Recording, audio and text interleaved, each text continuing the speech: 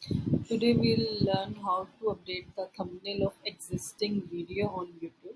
That means the video that you have already posted, you want to change the thumbnail of that.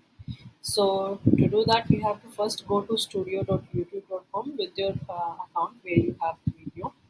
Then you can go to content and select the video where you want to change the thumbnail. In my case, I just want to go there, like this first video, and I have this image that I have created, and I want to upload it like as a thumbnail.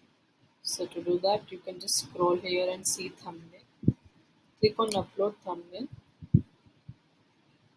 and select the image. So let's do that.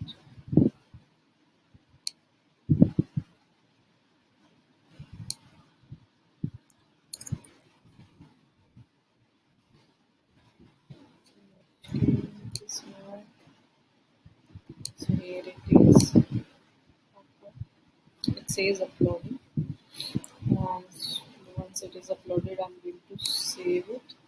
And now you can already see that this image is set as a thumbnail. That's about it. Thank you.